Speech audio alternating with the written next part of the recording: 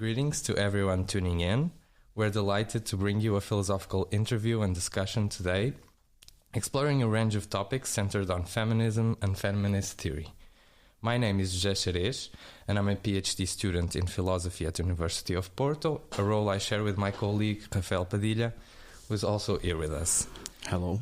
It's our privilege to introduce this conversation, hosted by FCT postdoc researcher at the Institute of Philosophy of the University of Porto, Manuela Teles, who will lead the interview. Today we are honored to welcome Alice Crary as our distinguished guest.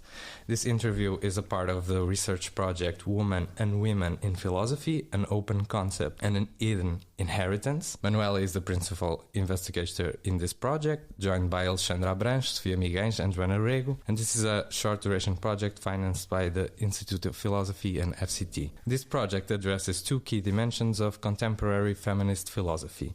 The first is conceptual, examining the notion of woman and the theoretical and practical debates it generates within feminism, and the second is historical, focusing on recovering the philosophical contributions of women, which have too often been overlooked in traditional histories of philosophy. It is my pleasure to introduce Alice Crary, an eminent philosopher whose work spans moral philosophy, social philosophy, feminist theory, and Wittgenstein scholarship. Her research and writing reflects a profound engagement with pressing ethical and philosophical issues, from cognitive disability, non-human animal cognition, to effective altruism, critical theory, and the philosophy of literature and narrative. Alice Crary currently serves as a University Distinguished Professor of Philosophy at the New School for Social Research in New York, and she is also a visiting fellow at Regent's Park College, University of Oxford. Among her most celebrated works are Beyond Moral Judgment, where she critiques the assumption that moral thinking always takes the form of moral judgments,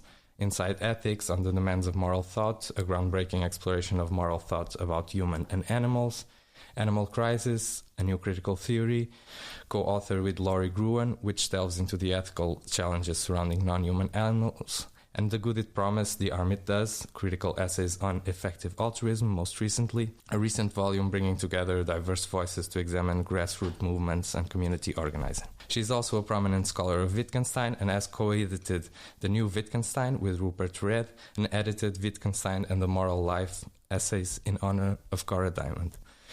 Alice, thank you so much for joining us, for accepting the invitation. Without much further ado, I'll now hand it over to Manuela to begin the interview. Thank you. Hello, thank you.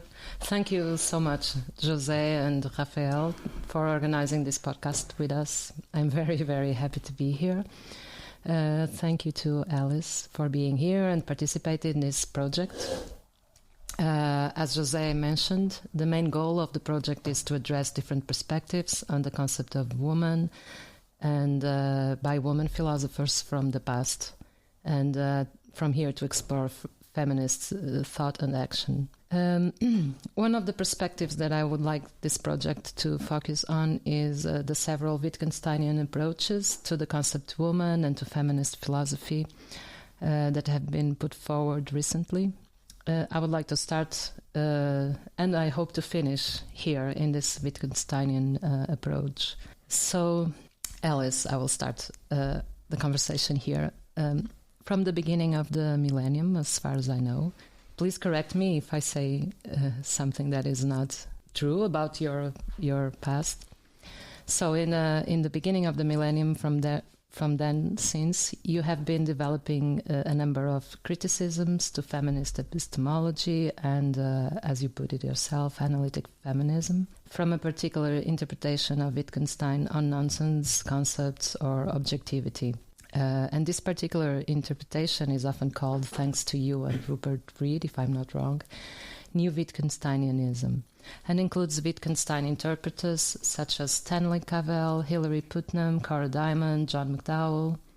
So I think I would like to start from here. I would like to ask you to, if you could characterize this New Wittgensteinianism, its importance in general for philosophy, and what does it bring anew about Wittgenstein, and how to read his proposals. So this is where I would like to start. Thank you so much. Thank you for the introduction, Jose and Manuela, for such thought and care about these questions.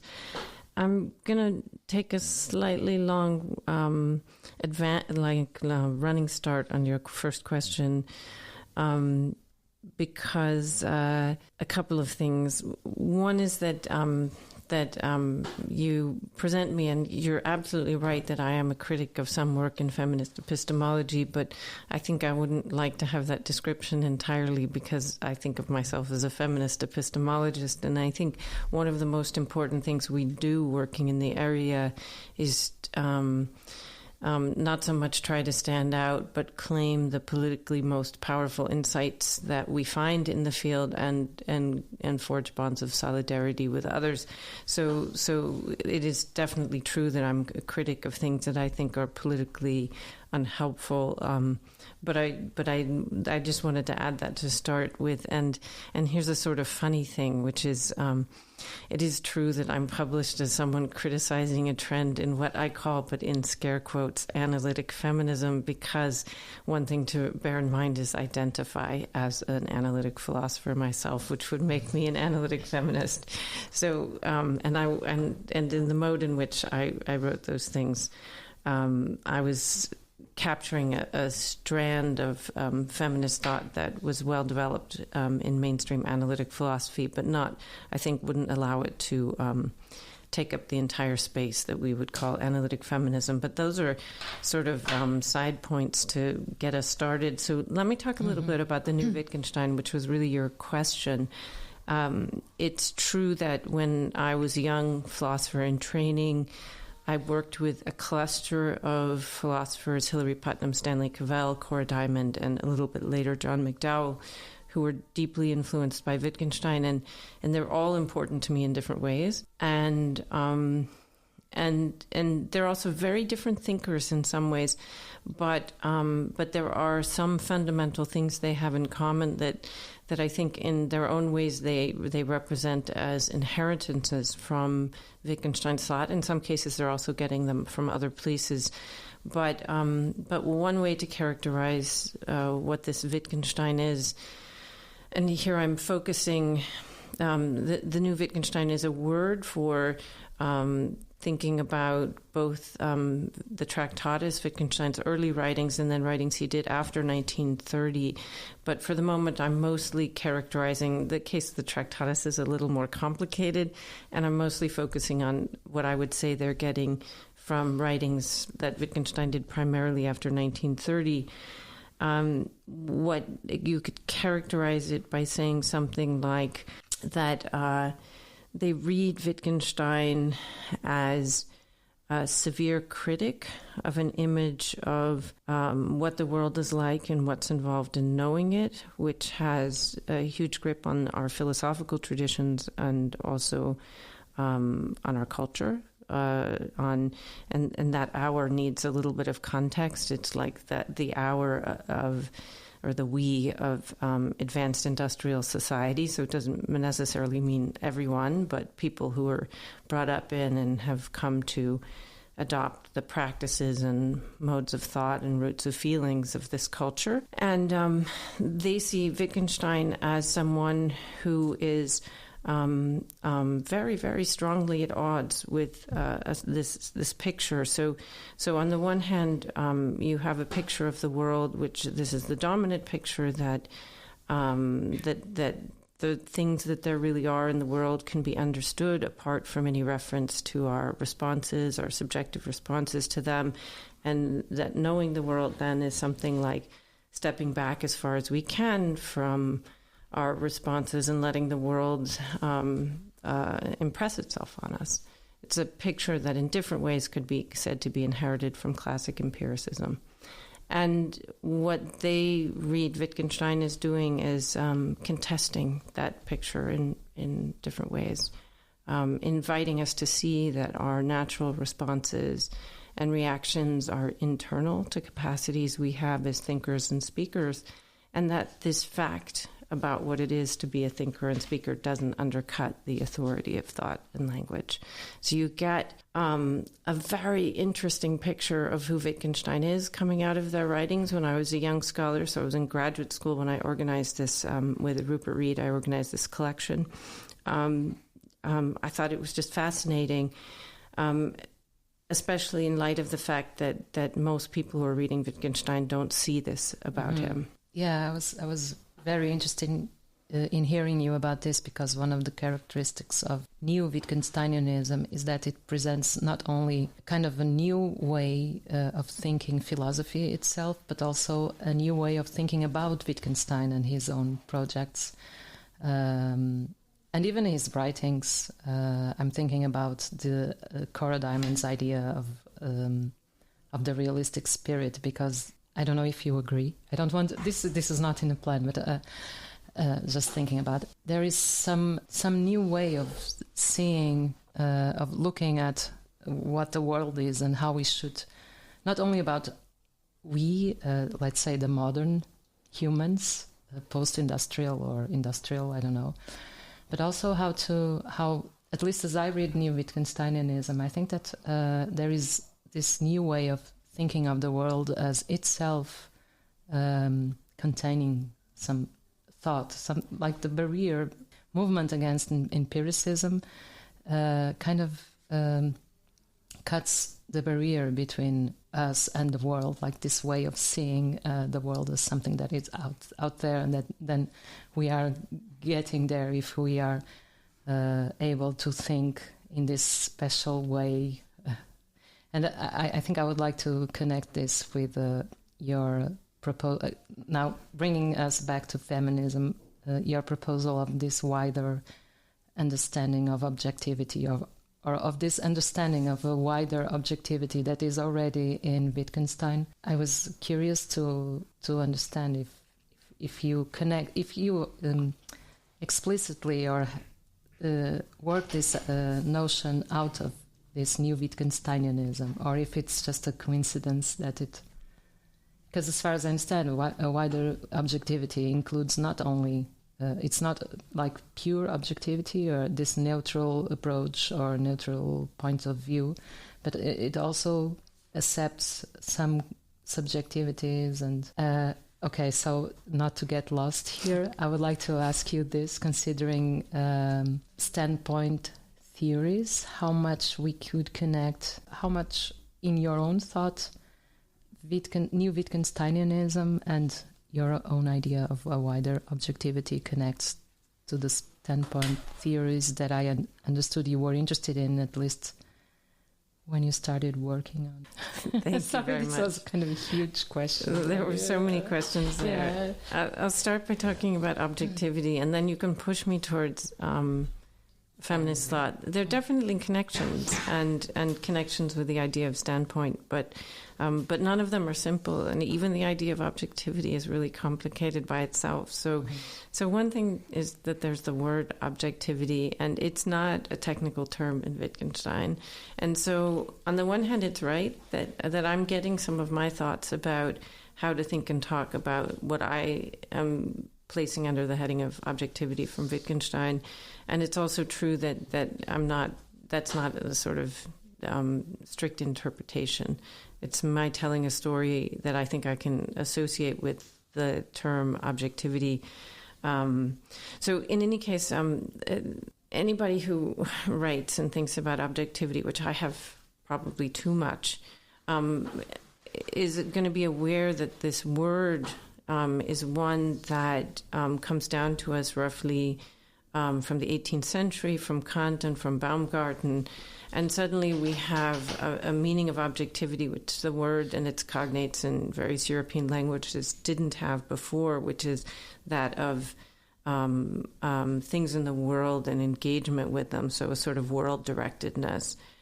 And then the notion of objectivity, since then, it retains its world orientation, but becomes multivalent. The philosopher of science or historian of science, Lorraine Daston, says something I really like. She says it gets used for everything. I don't know if I'll quote it exactly, but it's alliteration, method, metaphysics, and morals, all these things.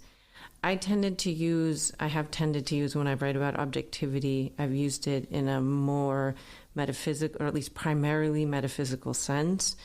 I'm talking about things there that are there, or aspects of things in the world that are there in the sense that anyone who's trying to who's paying attention, regardless of their idiosyncrasies of their personality or their circumstances, if they don't register them, they could be said to be missing something. So things that are that's a sort of philosopher's way of trying to say things that are really there, is how I've tended to think about objectivity. And I have used Wittgensteinian lines of thought to suggest that that our tendency, our here being sort of mainstream British and American philosophy, to think that anything that counts as objective in that sense has to be such that it can be fully understood, fully described apart from reference to any subjective responses,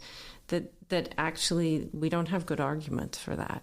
This is my view, and that when one starts looking at it, it turns out to be possible to make a case for including within the realm of objectivity, thus understood, things that can only be understood in terms of responses that we have. So things like social things, friendships, and aspects of our lives which involve roles for artifacts and traditions and so forth. It can turn out to be objective in the sense that I just described.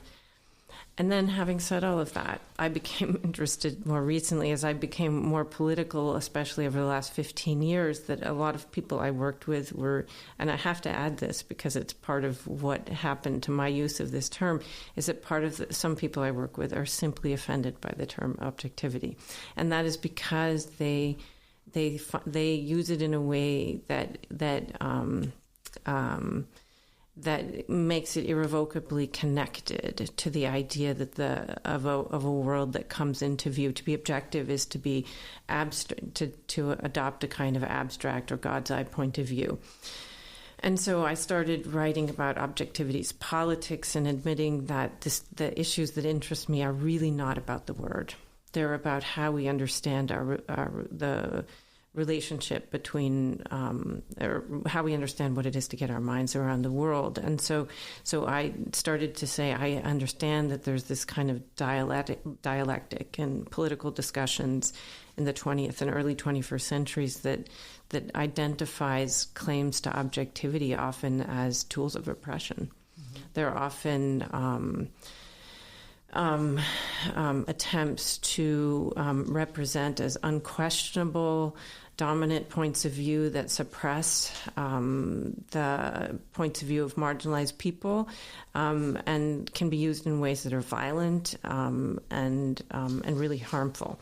And so I'm describing this dialectic and also acknowledging the complexity of the conversations inside and outside philosophy that are being had about objectivity, and saying, well, in some places there's an attempt to reclaim the word, and in other places there's an attempt to describe what it is to get the mind around the world in a way that isn't objective in that wrong-headed sense, and possibly reclaim the notion of objectivity. So it doesn't matter to me as much what is done with the word. I do think Wittgenstein can be an intellectual guide. And you asked a lot of questions, and I've almost only answered one of them, and it's taking me too long anyway. But I will say that if you want to follow up on the following thing, I'm happy to do it, or we can pivot to feminism and feminist standpoint theory. But as far as Wittgenstein is concerned, one of the reasons I think he's an iconic and lasting figure from 20th century thought and will continue to be read is that in various ways he has one of the most sustained and thoroughgoing criticisms of the idea that genuine mental contact with the world has to, in some sense, be utterly abstract. Okay, I think that in part you answered a very large part of the different questions that I have asked.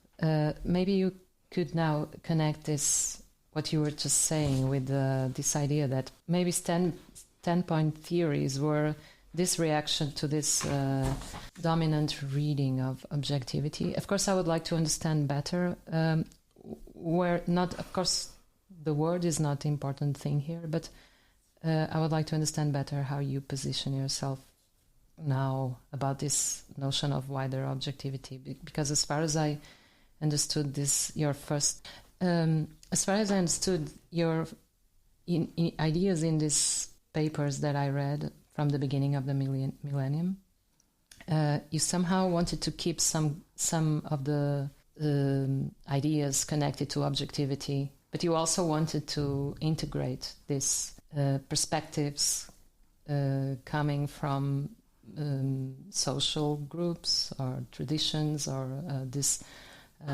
items, say, that were precluded from the consideration of objectivity or the objective world or of what there is. I'd like to hear you about this connection to standpoint theories and your own view on objectivity. Okay, super. It actually is really, really helpful. So one thing to notice about, I think you're absolutely right. First, there's a concern with, if we want to use the term objectivity, the widening of it that runs through everything I've done. It's just that I don't always use the word. Mm-hmm. And in particular, here's a good example, and it's a nice personal anecdote. I had sets of conversations maybe over the last 7 or 8 years with one collaborator whose name I won't mention here because they haven't given me permission to talk about them, but who really pressed back on the idea that objectivity was something that could be resuscitated. And this was not Laurie Gruen, but when Laurie Gruen and I were writing Animal Crisis, we were both stepping away from some of our own technical terminologies and writing together. We really wrote that book together.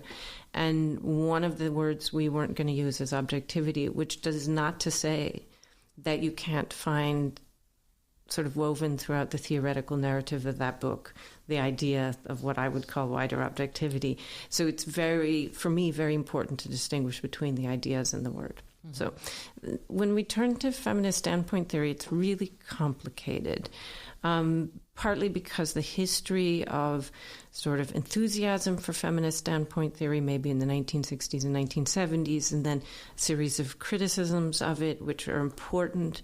And then we have a kind of resurrection of talk of feminist standpoint theory now, which I think is also important. But really quickly, some of the criticisms I'll mention because at various times in my life, I haven't used the language of feminist standpoint theory. Again, this is going to be a point where I've got to distinguish between ideas on the one hand and terminology on the other.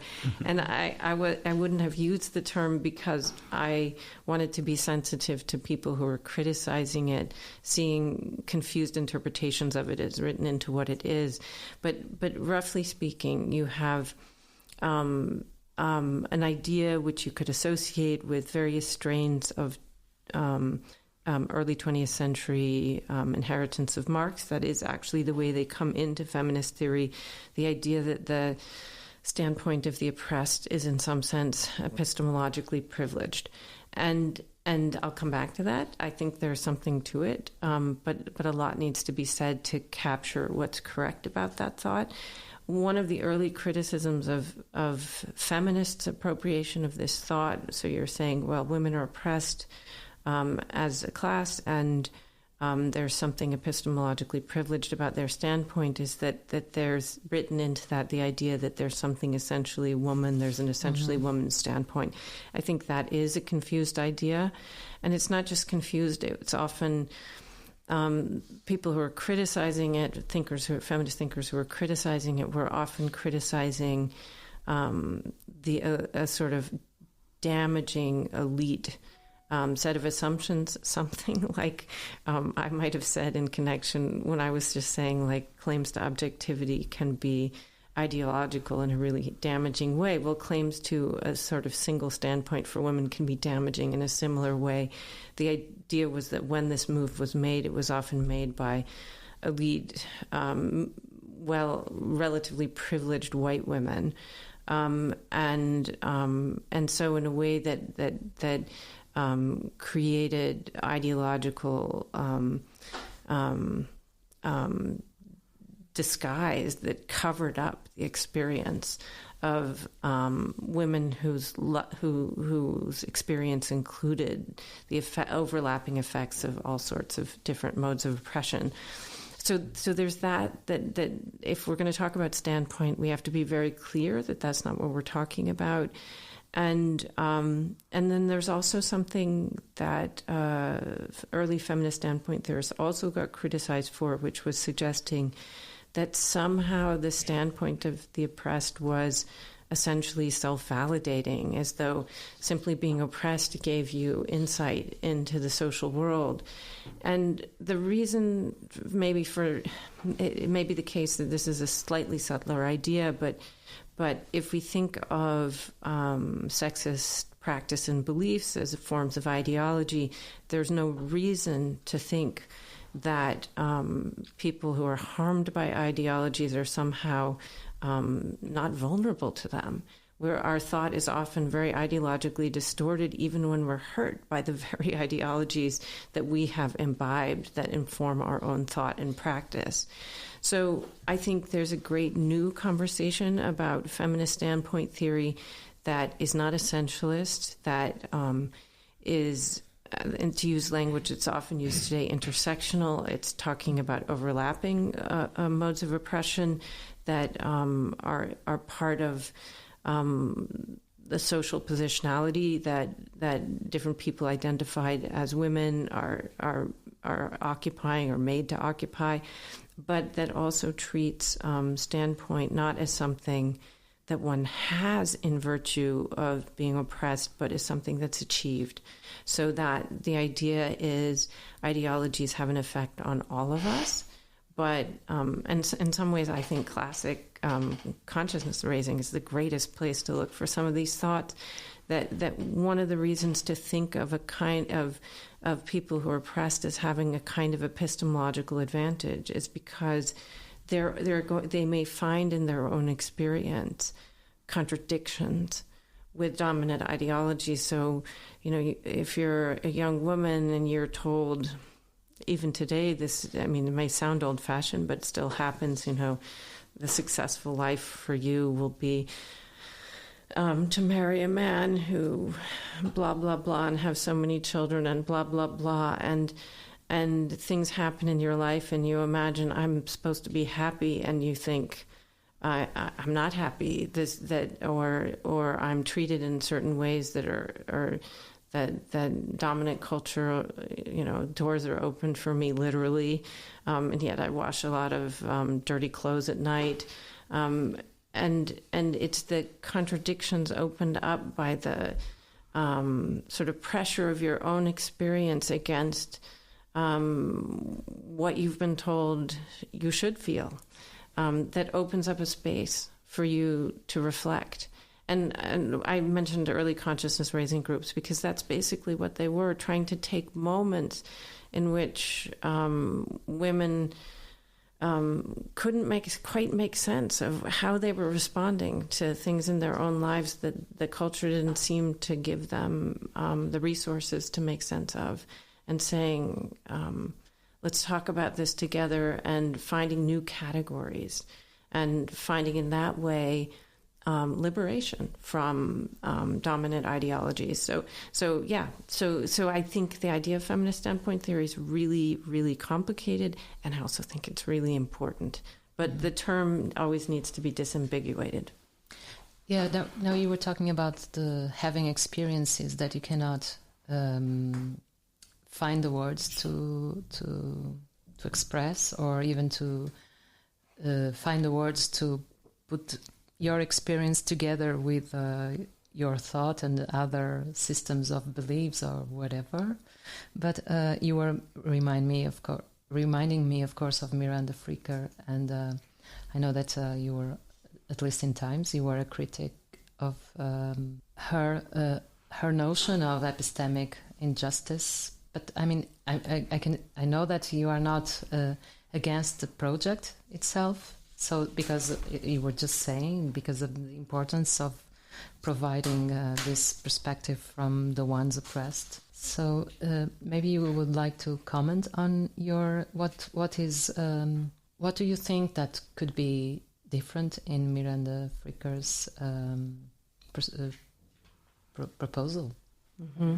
What's wrong with it? Say maybe I'm using very strong words, but you can change the words if you feel more comfortable.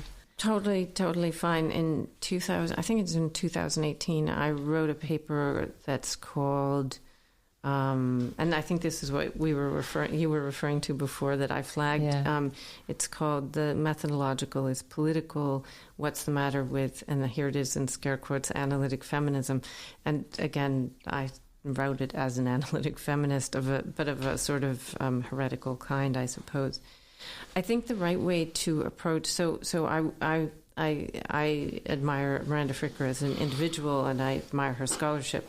I'm very critical of aspects of her 2007 book, Epistemic Injustice, that have come to shape the field in huge ways. And so I was trying to draw attention to something I think was very problematic about the views that she's developing. And the easiest way, I think, to approach what I found problematic is to talk about a little bit just about how difficult there are puzzles that come up when you want to do ideology critique. And there are puzzles that she recognizes also, and that, any sort of, lots of sophisticated social philosophers do.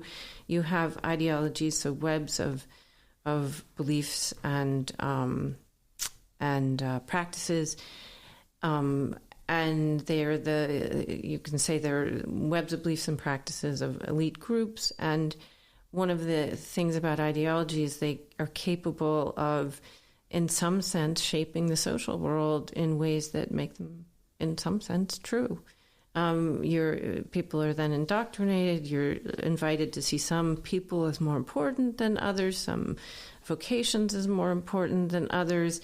And even your experience may reflect, because you're in a social world organized along certain lines, your experience may reflect it.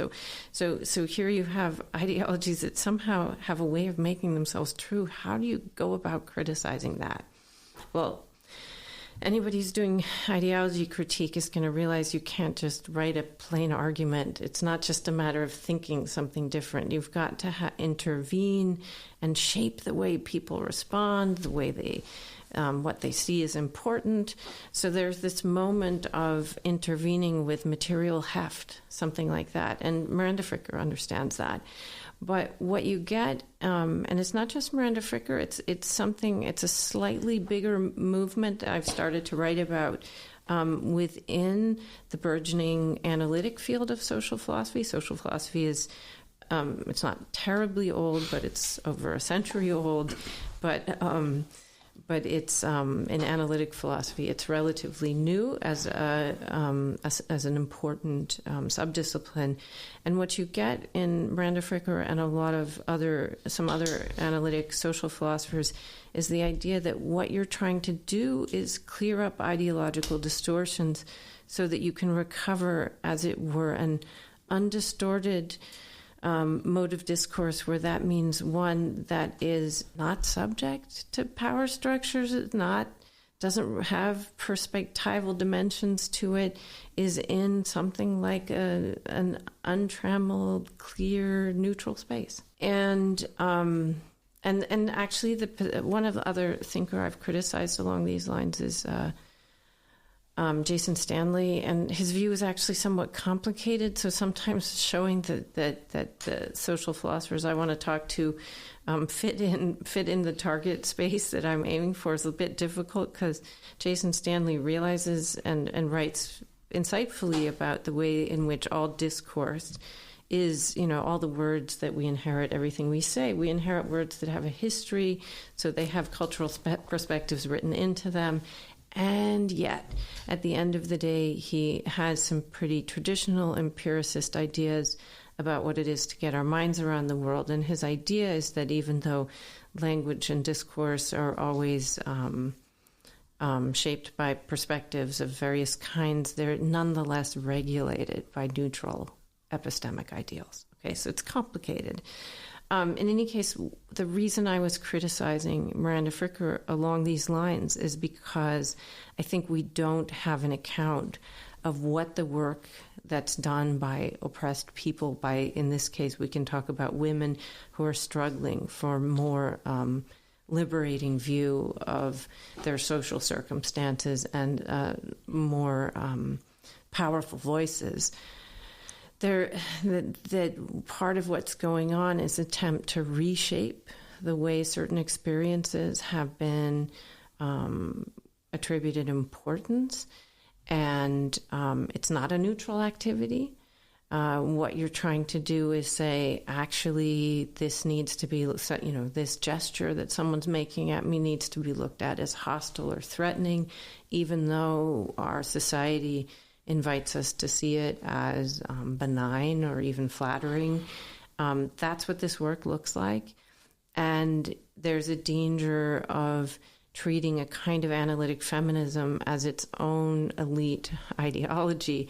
If you say, oh, these insights come into view from a neutral standpoint, then it becomes, again, this position which blocks out competing forms of experience. And so as far as I'm concerned, it's actually really, really threatening to feminist politics to try and represent it as trying to claim a neutral space. Instead, and I think maybe one thing that makes the kind of work she's doing attractive for her, for other people, well, one thing is it fits well into certain strands of analytic, moral, and political thought, so it's understandable in that way. But also it makes the project of liberation seem safer and easier. And it's not. It's always going to involve a negotiation between experiences and voices and people coming from different perspectives. And there's not a moment when we get to say, oh, now we've gotten to the neutral space that's clear. It's always, maybe we need to look at this again. Yeah, so in a way you think that believing in this or accepting that there is this neutral space is dangerous for the very feminist purpose of liberation, as far as I can. Could we sum up like that? Give us some sketch of how you connect all these ideas or criticism of parts of analytic feminism to politics. In one of your papers, you talk about a radical methodology besides the radical politic, or in is this connected, or get to this action, like the real action that will bring liberation, at least for some of the women that are oppressed. The idea is, how are we getting from these criticisms and these ideas of what some kind of approach is, from how do we get from that to real action for the real women? I'm not sure exactly. I mean, one thing I think is to not...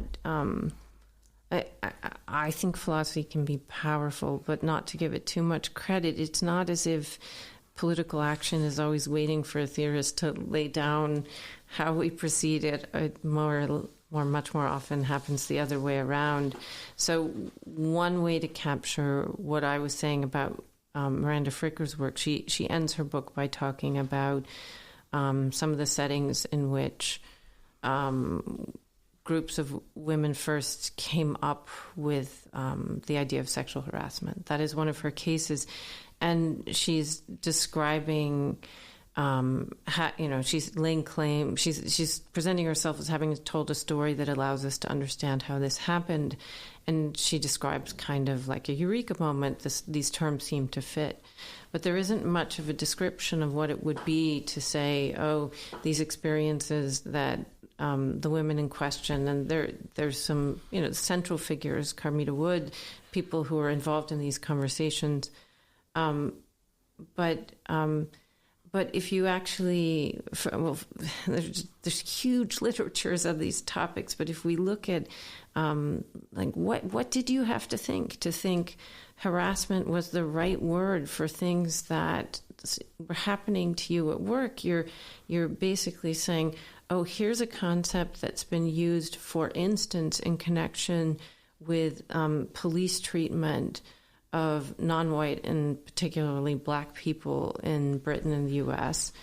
And you're saying that something men are doing to women, for instance, some of the classic cases are office work, at offices count as harassment. You need quite a sophisticated social view in order to reshape your understanding of what that thing the boss said to you, the way he leaned over you, how he commented on what you were wearing, how, go on like that. But basically you're saying this category, which is not a neutral category, needs to be extended to those things. And this isn't something, there's a reason, I think, why Miranda Fricker doesn't really talk about how that happened, because her view doesn't have the resources for it.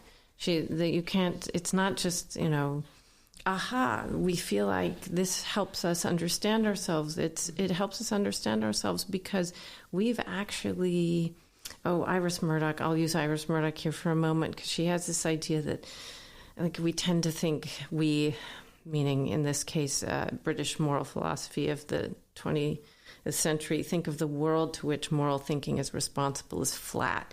And she introduces a topographic analogy instead, and she says it's like, you got to get the shape of it. Well, that's what's happening. The women who are talking about sexual harassment are reshaping the world. Mm-hmm. They're saying it has a different shape. And if you have that neutral view, you're not going to see it. Actually, I was thinking in this neutral perspective, the colonial thinkers, post-structuralists, they are critical of it because it seems like you're inviting different modes of thinking, different perspectives to a perspective that is contingent. It's historically contingent to a certain place on Earth, let's say Europe. And I was thinking how we can think politically as philosophers, not that in the way that philosophy will work as some sort of vanguard of political action, but in the ways we can fight for spaces or opening up spaces in the institutional framework in universities. And I would love to hear something in that sense, because even more in the analytical tradition, it feels like we can actually say there's this liberal perspective on things. And this liberal perspective is, I would say, an inheritance from the American experience, the English experience, and how can we incorporate other experiences into our methodological frameworks or our way of thinking, the analytic tradition. I think this is such a good question and such an important topic.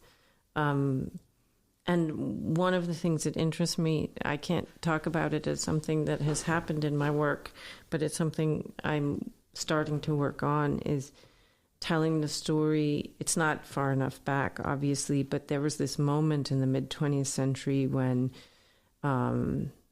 post-World War II, when anti-colonial movements around the world were really strong and making demands in various global forums.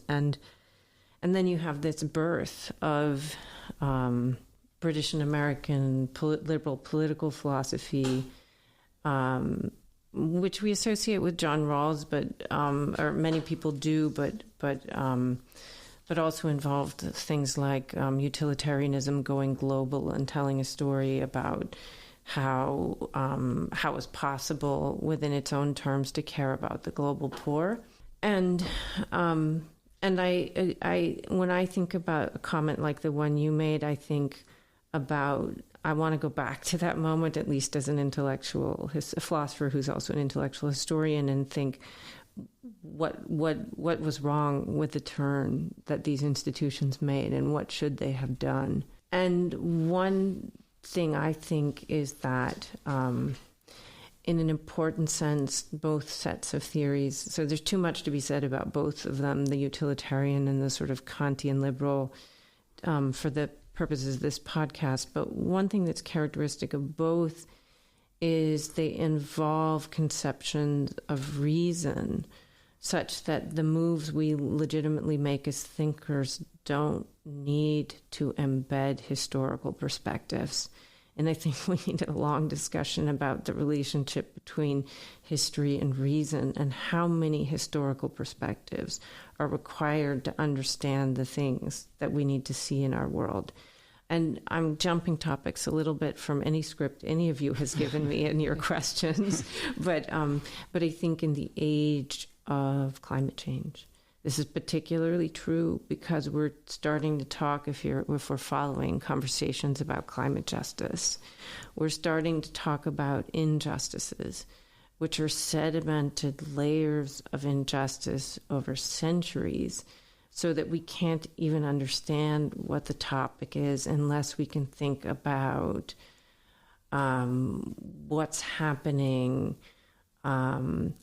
in some small island nations, what's happening in some parts of Africa, what's happening in parts of the global north, unless we can tell stories that involve colonialism, the transatlantic slave trade, and the ways in which colonizers in different ways extracted resources, built institutions that either helped or hurt.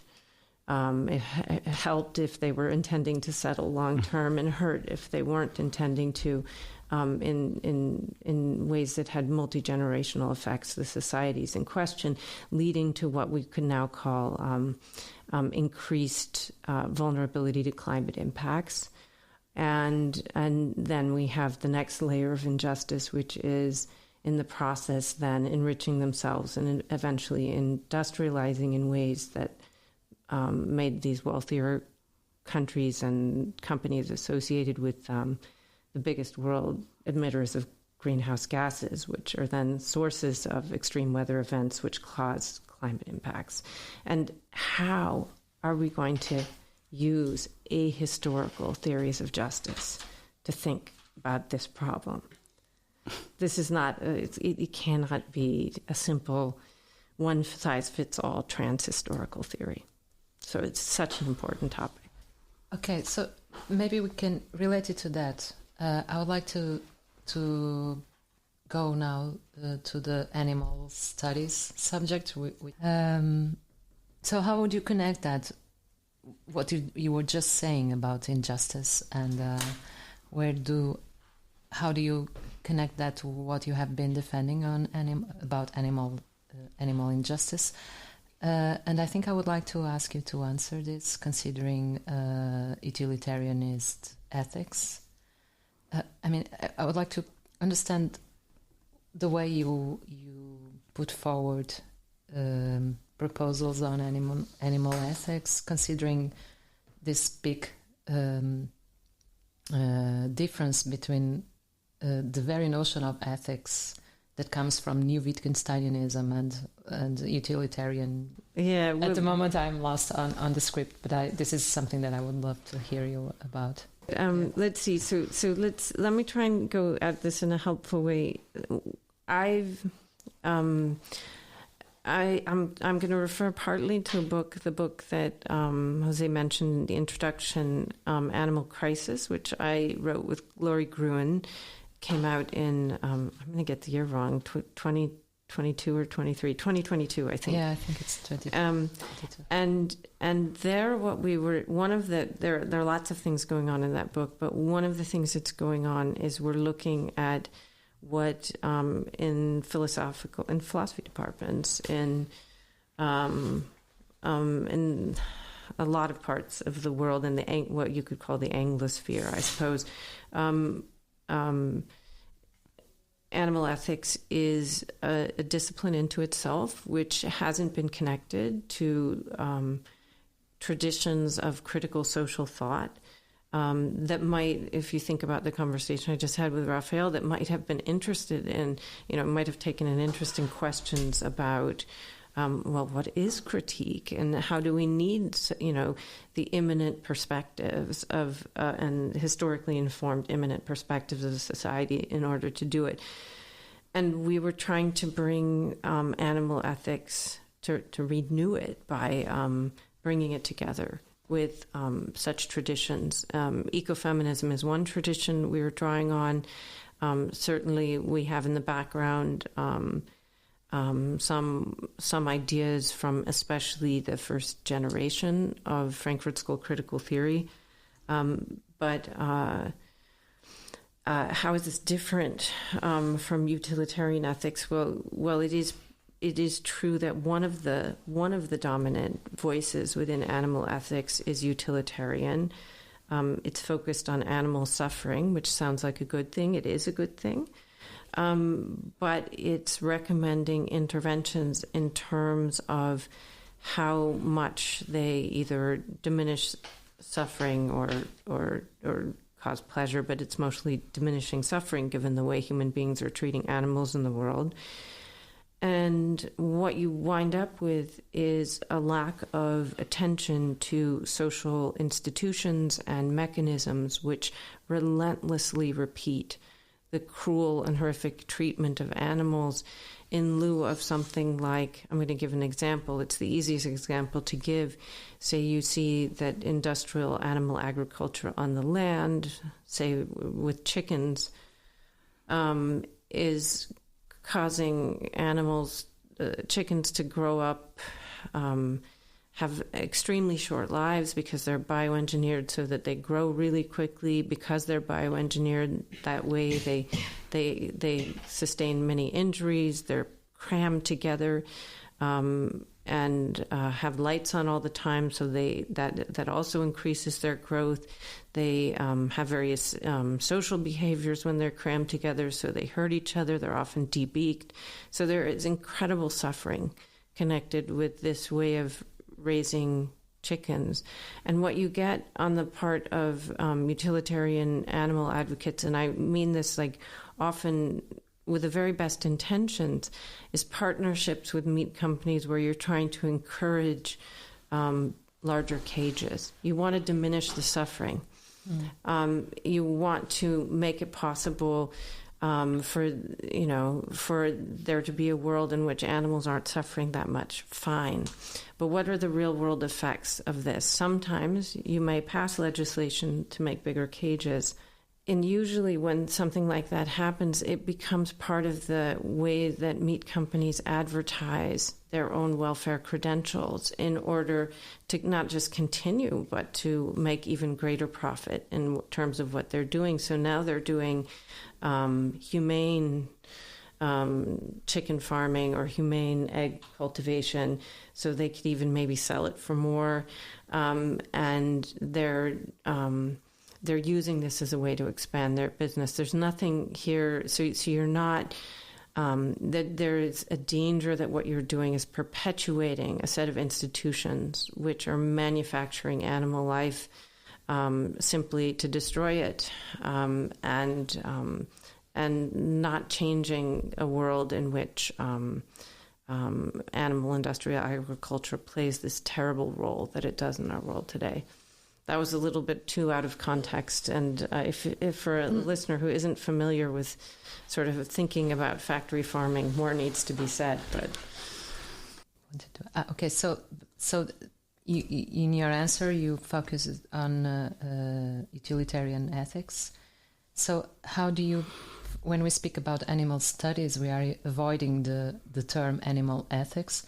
So what would you say on the side of animal ethics? Why should we not only... Okay, so you talked about the implications that animal ethics don't have. How do you think that thinking ethics differently could change the implications that bringing philosophy into society could change the actual situation? So just to be weirdly professorial just for a moment, these terms are hard to navigate. So animal studies it is a field that's sort of taken off at universities in Europe, the US, and Australia, New Zealand, other places. And animal studies tends to be a really broad tent. You don't need to be concerned with the welfare, well-being, or the flourishing of animals at all. To be doing animal studies, you might be tracking animal metaphors and certain literary figures, or even doing food studies and talking about how different cultures eat different animals. That's animal studies. And animal ethics is, like I said, it has tended to be either based on utilitarian theories or interpretations of Kant's ethics, and to be sort of pursued as a relatively isolated sub-discipline within ethics. And then sometimes people talk about critical animal studies, which is an attempt to define something that's more critical than animal studies and less narrow than animal ethics. Laurie Grun and I in Animal Crisis talked about critical animal theory, where the idea was to push for a critical study or ethical study of animal life, which had the kind of social bite of critical theory. Why shouldn't we be doing critical theory with animals? We need, critical philosophies of race. We need this for our relationship to animals as well. And so one of the main claims of the work that sort of brings out why that's an important project is to show. So if you think, why did we write this book? It's really addressed to people who do care about animals. And it's an attempt to tell them, to show that you can't advocate in any meaningful way without taking an interest in social justice issues. And that is because, and this is what the book centers around 7 animal cases, it is because the social mechanisms, the profit drive, the things that drive things like deforestation for palm oil plantations or that drive the meat factories, these social mechanisms that are society-wide, they hurt animals and vulnerable human beings at the same time. So the idea is we need the same kind of critical resources to be effective as animal advocates as we need to do critical social thought. Wow. I'd like to ask a very short question regarding utilitarianism and how it relates to animal ethics. You were mentioning that there's a tendency for the utilitarian defense of animal rights to lead to political action that is not effective because you were fighting for larger cages. And I was thinking about maybe a utilitarianist could reply, but that is misguided. A misguided attempt to reduce suffering that actually doesn't reduce suffering enough, right? And so it could argue that it is at odds with utilitarianism. And what I wanted to ask was, do you think that there is something about utilitarianism itself that sort of leads to this, or is it accidental or not? Is it imbued in the theory itself? Thank you. It's actually a slightly complex question because I think it is not accidental. But that isn't because one could not, in principle, describe a utilitarianism that was richer than the ones that the theoretical approaches that are dominant today. So it is characteristic of these approaches to be partialist, where that means I'm supposed to see things from an abstract view. We want to maximize, see how to get the, say, least suffering, so the most least suffering, as it were, maximizing in that sense. And they're quantificational. So the idea is from one standpoint, I can identify these things and maximize and count them up. And the problem there is that once you put those different pieces together, if that's part of your account, which it tends to be when people do utilitarianism today, is that you've lost the resources to do what I was calling critical social thought, where you're saying, actually, we need to look at, we got to actually do some histories of the development of agriculture. How did we get here? From whose standpoint is having meat production this way? Is it rational? Who's profiting off of it? How many people are suffering because of it, and why do they put up with it, and so forth? And I would say that utilitarian theory does not have the resources to do that. And so although every time someone who is working from critical social theoretical perspective comes in and says, no, actually, because I have, we have these, this historical understanding of how we got where we are, we should try this intervention. The utilitarian says, well, if that's what leads to the least suffering, I could recommend it. But the problem is that the utilitarian isn't in a position to do the kind of social thinking to get to that point in the first place. And so it's not really clear why it doesn't wind up being just an ornamental part of our moral and political thinking. You can always bring it in, but the real work is going to be done before it gets there. No, maybe you can ask the last question before we wrap. Yes, okay. Maybe it's not. It's like a clarificatory question. I mean, it's just the way it is going, and so I think it will end well. So you were talking about this possibility of in animal studies that it's not in utilitarian ethics concerning animals of the social study or the inclusion of social and historical elements in what you in the way you think about animals. And so I'm thinking that this is probably the same origin or the same root of what you think or how you think about ecofeminism. You could think about ecofeminism as this kind of well, I don't know, I would like to how you connect them. No, I mean, so there are ecofeminism is a great topic to bring in, and we haven't talked about it, so I'll say something about it. But I was just nudging Jose here and saying I'm going to ask the last question. So I reserve the right to that. But because what someone listening to this may not know is we're all meeting for the first time, so obviously I'm going to have questions too.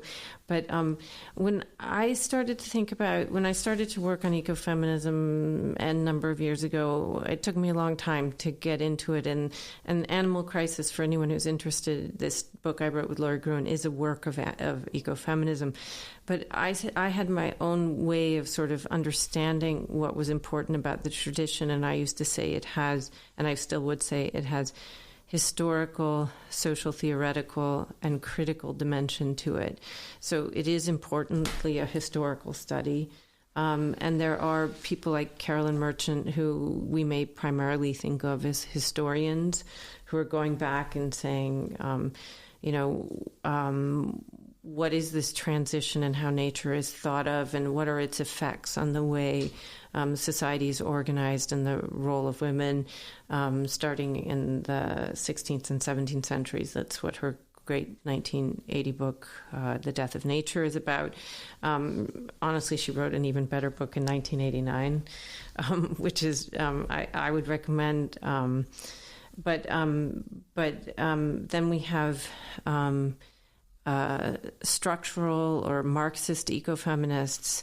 And I don't think of these as separate traditions. I think of them all as interlocking and contributing to a strong project. But it is really important not merely to be doing history of ideas, but to be identifying social mechanisms that explain pressures on the way society is organized, on the way society engages with the natural world and damages it, or with animals. And then the critical part is about what we could say the most philosophical part, that you have the idea coming out of ecofeminist thought. This is maybe strongest in the work of someone like Val Plumwood, and you have a similar move in the writings of a non-accidental similar move, a first-generation Frankfurt School critical theorist, which is that at the level of ideas, you're describing the instrumentalization of everything in the natural world, and an increasing trend towards domination of it, and mastery of it as the only relationship we can have to it, which then has the effect of the creation of human hierarchies in very complicated ways, but also we then seek domination over other human beings. And the idea of ecofeminists is that also that we need to learn to revalue nature, so that what say Adorno and Horkheimer would call the recovery of the sensuous particular is possible, so that we can learn from experience in a way that reveals ways in which the world can place demands on us, not just be something that we control. Okay, so there, I think I at least at almost every question I could spend my life trying to answer that you have asked me today. So, but I, having noted a minute ago that we're all meeting for the first time today, I just wanted to ask you: is there something I said that surprised you? My coming here and telling you, answering your questions. Did I say what you expected? Nothing surprised me, except that it's even more interesting to hear you than to read you. That was the surprise. We talked about the script, but of course we don't have a script of the questions and answers, but we had this, at least I prepared this script of topics that I would like to discuss with you about. And your answers were so interesting in a way that got me thinking that I completely lost my path, the path that I have designed for these questions. And one of the things that I wanted to ask, but I'm not going to ask, but it's one of the subjects that I hope that we can talk about after. It's the notion of nature that I also see as coming out from. Maybe I am too focused on this, but I do think that the new Wittgensteinianism offers us a new way to look at nature, and I'm thinking about McDowell and his proposal on second nature and what you say about it. But I'm not going to ask you now. I'm just letting people that might be interested in hearing us and might be interested in reading some of your work that talks about this nature and this different way of looking at nature. So I don't know what. I'm jumping in. I want to hear from the two of you also, yeah, but I'll say that I didn't tell Manuela this, but I'm really sitting down, and as soon as I have time, and finishing the revision of the last chapter of a book I'm writing with a wonderful young philosopher named Joel Delara, who is a former PhD student of mine, and it's called The Political Wittgenstein. And it is about taking some of these ideas and saying why they're so politically interesting, and it is about these topics. Good. Okay. I was positively surprised because I think, like, in my case, coming from the social sciences, more like the critical theory kind of flavor social sciences and also anthropology, and going to the analytic tradition, it felt like meeting a friend in a good way, someone that also has some interesting insights into this kind of like revitalization of immanent critique. I just came from a colloquium in Brazil. I was just attending it, about the death of critical theory, and the philosophers there kind of like claiming, let's go back to Adorno, but I think like Wittgenstein has so much to do, so much to provide us in this kind of revitalization and this kind of like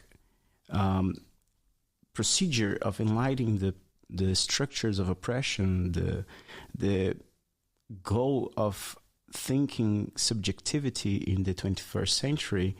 Why not do this movement? I think your work surprised me, but listening to you was, as Manuela put it, way more surprising. It was a delight. I'm starting to worry my writing is boring. It's more interesting. No. Please don't. Yes, I was thinking if I said it was surprisingly good, it would mean that I expected it to be bad. So I'm not going to say that because it's not what I think. But what you said about the forms in which utilitarianism and ethics in general, without the social and political and historical context, might go a bit astray, was very interesting to me, because I'm working in a way in which it's basically comparing different normative ethics and how they can be compatibilized with a certain view about human action, and how they can best solve issues regarding our moral intuitions. And it left me wondering how a view more similar to yours could affect this way of thinking of the issues that I am working on. So it was very interesting. So thank you for your questions. Thank you so much. Yeah, Thank you all. very much. And thank you, everyone. Thank you, Rafael. Thank you, Alice. Thank you, Manuela. This was a very interesting conversation.